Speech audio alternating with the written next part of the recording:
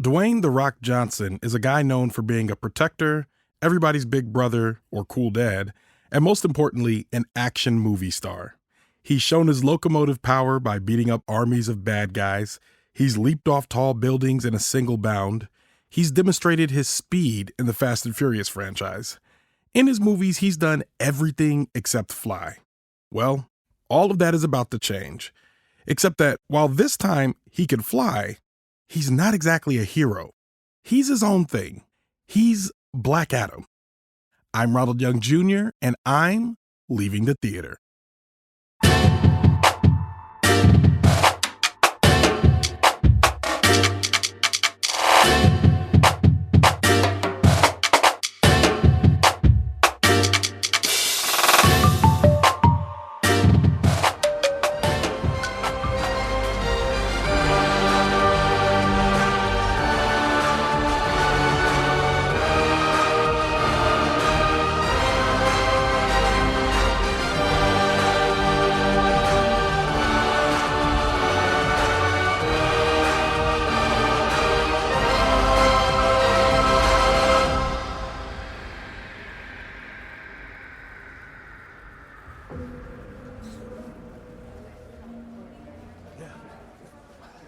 Check, check. Check, this is Ronald. Check, this is Ronald. Check, you're looking at the street, right? Yeah. All right, because I was looking down. Check, this is Ronald. And I am leaving the theater after seeing Black Adam, African American Adam. Black Adam starring Dwayne "The Rock" Johnson. Nope. Written by Adam, man, I should have looked up the pronunciation of this name. Adam S., Rory Haines, Sohrab, Noshirvani. Directed by Jaume, Collet, Serra. Starring Dwayne "The Rock" Johnson, Aldis, Hodge, Noah, Cinteneo, Shahi, Quintessa, Swindell, Brosnan, and Mohammed, Amer. For full cast listing, check out our link in our show notes.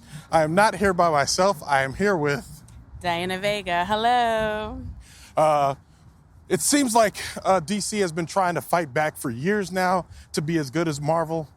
DC has been trying to catch up to Marvel, who keeps eating their lunch, movie after movie, series after series, over and over again. It's like there's nothing they can really do to catch up. And this ain't gonna get it. Okay. Well, in this movie, The Rock, who championed this movie for a long time, plays African-American Adam, who is from a fictional city of Kahndaq. He's the protector, and the Shazam wizards endow him with power, and he is meant to be the champion of Kahndaq, but he actually kills people, which becomes a bone of contention between him and the Justice Society, not the Justice League. But like the Walmart. Diana, what did you think of the movie? You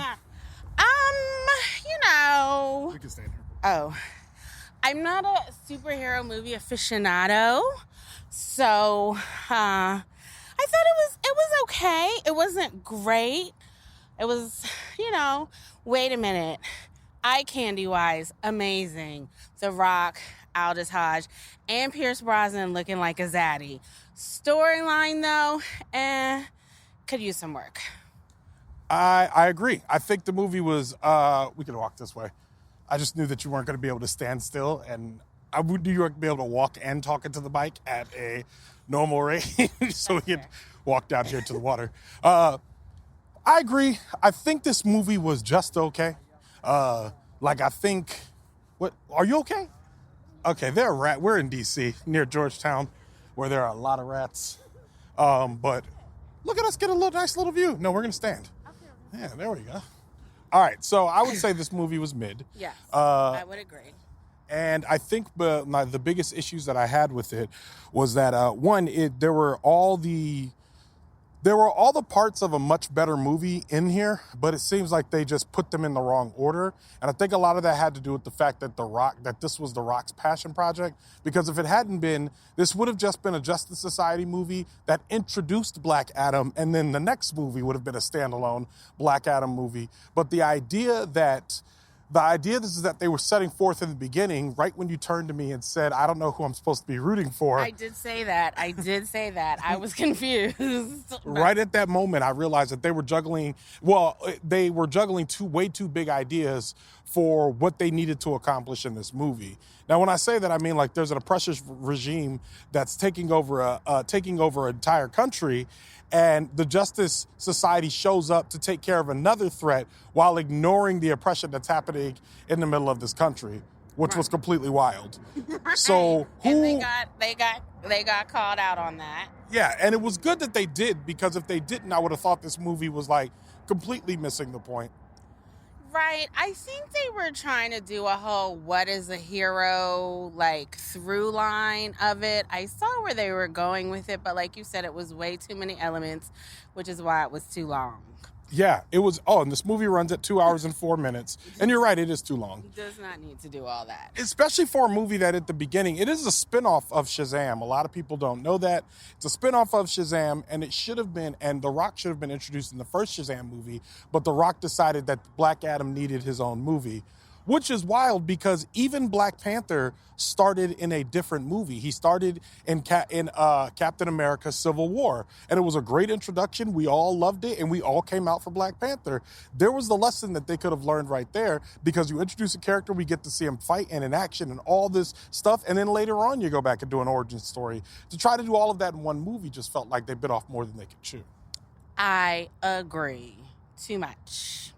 And also, yeah, it was like origin story, like you said, origin story, Justice Society. Then the villain part of it was like, what? You know, and it's transformed into something else. Yeah.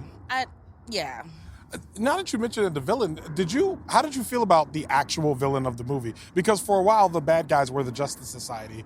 But how did you feel when the actual antagonists revealed themselves? How did you feel about that?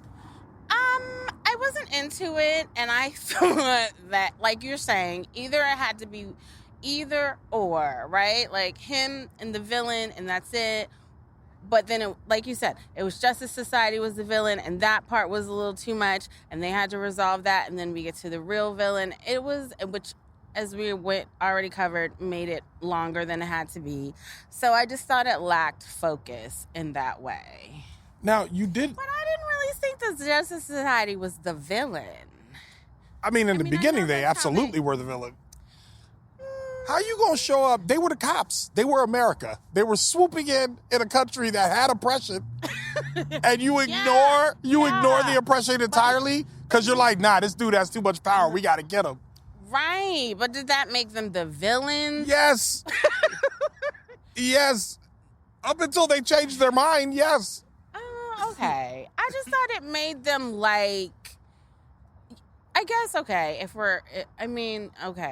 guess. But it just felt, no. I mean, I know what they were trying to do in terms of like bring a shade of gray that not everything is just good and evil. And the Justice Society were the ones who were like, you either got to pick a side. But I don't think that made them villains per se. I think they had to do that to draw out the Black Adam character more and what he was going to be. So if you lived in Kahndaq right now, let's say you lived in Kahndaq and you're there and you are enslaved. You're enslaved. They are controlling your movements. You can barely buy and sell. Hold on. You can barely buy and sell. And while you're there, a superhero rises up to protect you from that type of oppression from other people. And when that happens, another force of individuals show up to tell you that individual who's protecting his own neighborhood is doing something illegal. What does that make those people that just showed up? The cops? Okay, but they're just, I mean, do you want to say that people who keep things at the status quo are villains? Yes. No, they're not villains. They are. No. They absolutely are. That's too harsh. That is the truth. I think they're just misled. Yeah, but that doesn't stop them from being a bad guy. No, it's like they're a neutral guy, not a bad guy. Yeah, but if they're stopping someone if you're in someone else's way or stopping them from getting their own freedom based on your own view of the rules. Is like just killing everybody does not necessarily mean you're free. That's true, but they didn't do anything to actually help. After this was over, did they do anything to help Kondak? Did Hawkman do anything to help Kondak in this entire movie? You mean after the movie? After the movie's over? No, I'm saying in the entire film, did you ever see Hawkman be like, I'm gonna help some Kondakis? No, there was not time for that. They left that on the floor. On the cutting room floor. There were Cyclone helped Kondakis, Atom Smasher helped Kondakis. Hawkman did not. Hawkman was always focused on whatever the essential threat was because he thought that was more important than the people. I don't think that he thought it was more important than the people, per se. I just think it's not a great movie, but I think it does make you, like, question, like, what is justice? What is a hero? Like, what is revenge? Like, all of those things, philosophically. That's probably not what the movie intended, though. No, I think it did. I mean, they wouldn't have had that speech by Serra Shahi in the middle of it. Okay. Oh, yeah. Yeah, when she went off. That's true. So I don't know. I mean, I do know. But if you don't think the Justice League the Justice Society were villains, Justice League. Yeah. Yeah, exactly. You see how easy that is. If you don't think the Justice Societies were villains, I understand. But I'm saying, like, in terms of like me watching this, just watching it. Remember the first time, I remember immediately as soon as they showed up, I'm like, they're doing the wrong thing. Who's going to stop the Intergang? And no one did. But Black Adam. I feel you because I was like, who am I supposed to root for? Yeah. But it was more because it's like, who do you root for? Do you root for the one that's like causing the obvious violence that makes you be like, yeah? Wait, did you say causing who was the originator of the violence? Not causing the violence, but using violence. I'm sorry, not causing violence, but using violence against the people who are causing the violence. And of course your like natural reaction is like, yeah. Or is it kind of like the tempered response? Yeah, but so I will say this. The only person that had any response was Black Adam. The Justice Society didn't do anything to the Intergang except save them from being killed. And the only way that they were going to stop them was by killing them, by actually killing them. Because other than that, those guys were going to continue to oppress and hurt those other people. So in terms of like violence, I see what you're saying, but it's like, who's going to fight back? I mean, I see your point as well, but I just feel like calling them villains is too harsh. But I see what you're saying. But they had to they were an antagonist, his first antagonist, before we get to the next part. I think one of us are radical, and the other one is less radical, which is fine. I am all for killing and everything. Well, wait. Delete that. No. That's definitely going in the record. Get out of here. All right, Please, so FBI, if you're listening. Diana is all about killing, is what we just heard on your debut episode of Leaving the Theater. I think I understand what you're saying. I don't disagree.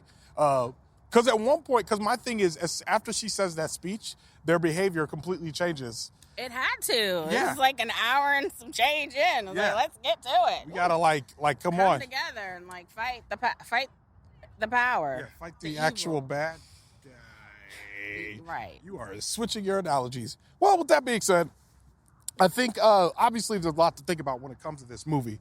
With that, what would you give it out of 5 stars? Well, eye candy wise, I'm giving it a 5. But movie entire wise, I'm giving it a 3.5.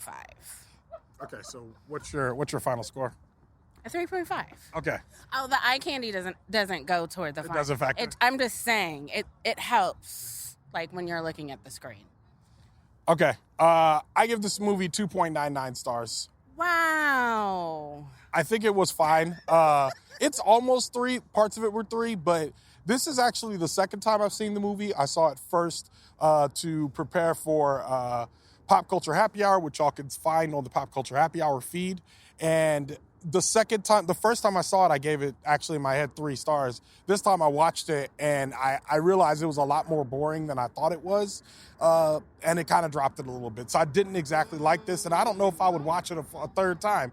Like if somebody was like, hey, Black Adam is on, I'd be like, oh, nah, I'm good. Oh, no, Let's watch something else. I wouldn't watch it again. Oh, you wouldn't watch it again? No. Oh, that means your score is not 3.5. Oh. So Nicole Hill actually devised this system. It means that a 3 is the bare minimum to say I would watch this movie again. Oh. Okay. And remember, a 5 is a perfect score. Well, actually, I wouldn't watch a lot of movies again in general. I don't know if I could do that. I got you. But I will split the difference maybe and say 3.25. That's fine. You don't have to have the same score as me. If it's different, it's different. Oh yeah, no, I'm okay with that. Okay. But I mean, I thought it was like enjoyable. I think you enjoyed yourself. I was talking to the screen, so that's how I rate my movies. No, I'm just kidding. Yeah, just so y'all know, she's not kidding. Diana talks to the movie in her normal voice. And yes, it's exactly what you think it is. As opposed to what voice? Like whispering. Oh, is that what you meant when you say you talking in your normal I was like, you talking in your regular voice. Yeah, I was like, what? Yeah, you were like, hey, yeah, y'all liking this? The movie's on. Y'all good? I told you I talked to Yeah, I talked to the screen. He rolled his eyes. Yeah, no, I looked at you. I didn't roll my eyes. I just stared at you like, oh. Yeah, you rolled your eyes in yourself. Is that what's happening? All right, so you give it a 3.25. I give it a 2.99. And with that, Leaving the Theater is a production of OhitsBigRon Studios. Thomas Tyra of Bias Studios mixes the show. Thank you, Tom. Show art from Heather Wilder. Theme music from the mysterious Breakmaster Cylinder. For more information about Black Adam or Diana Veiga, check out our show notes. You can follow me on Twitter, Instagram, and TikTok at OhitsBigRon. That's at OhitsBigRon. You can find out more about this show and other OhitsBigRon Studios shows by following us on Instagram at OhitsBigRon Studios and on Twitter at OhitsBigRonStew. That's STEW. Leaving the Theater will be back soon.